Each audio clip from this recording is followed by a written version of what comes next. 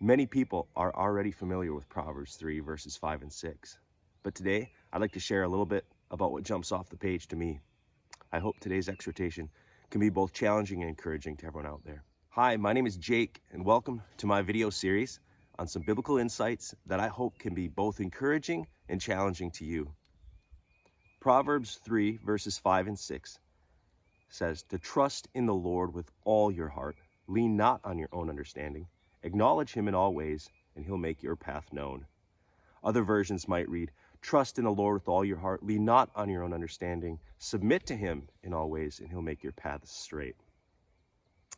Whichever version of the Bible that you read from, this is a common verse that I've heard in churches growing up, as well as seeing on a big sign with a mountain in the background at like a bookstore that says encouragement in large letters across the top and then the verse at the bottom.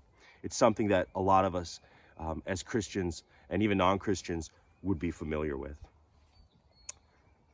In addition to that, I think that a lot of times, especially as a verse that we may have memorized, we may wake up in the morning in a difficult situation in our lives and say, "Trust in the Lord with all your heart, lean not on your own understanding." And that's true, and that's something you should be doing, and that should be written upon your heart. But sometimes I feel like we skip over that second part, especially the part that says to acknowledge him in all that we do, and then he'll make your path known. I think of acknowledgement, and the definition of it leads one to believe that it involves some sort of action, and that it's not just an internalized thing. I think that's a common theme in the Bible, that we act upon those things that we believe.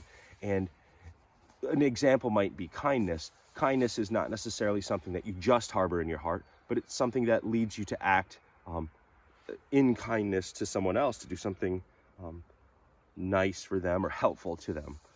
And then that act is seen as what kindness is in its full fruition. Acknowledgement, I think, for an example, for my children, if my son did well on a football play, I wouldn't just think in my mind, "Wow, he did a good job." Instead, I run up to him, I grab him, I give him a high five, I beat on his shoulder pads, and I say, good job, you crushed it, that was an awesome tackle," right? I acknowledge him in an outward way. I think acknowledging God in all that he does in our daily lives might be a little more nuanced, a little bit more difficult for us to do. And that's what I'm going to challenge you all today with, is to start thinking about, as you progress through your day, how can you acknowledge God in all that he does in your life? For me, for example, I'm building a home right now. And it would be easy for me to just simply say, well, when other people ask me about it, well, yeah, I did this, and I built that, and I installed this, right? Or I can say, "Oh man, it's been really difficult. I'm out here building this home, and a large part by myself, but God has really blessed me with great weather, and he's kept me from being injured, and praise to him, I've got a lot done. I got the windows installed," right? And that's a small thing to say, and it might be a little bit of a challenge, because in part, it's beginning to share the gospel message with those people around you by planting just a little seed. And sure, maybe you didn't get into the whole gospel message of Christ dying on the cross, but maybe that simple acknowledgement of who God is can help lead them in some small way towards belief in him. And so I would encourage everyone out there, acknowledge God in all that he does in your life, from the small things to great big things.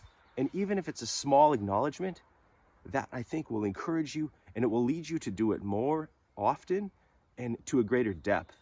And I've noticed in my own life that once you start doing that, then that fourth part of the verse, then he will make your path straight, or he'll make your path known, then that begins to come to fruition as well. So good luck, get out there, be exhorted, be challenged, and take this upon yourselves to try to get out there and acknowledge God in all that he does. Thanks for listening.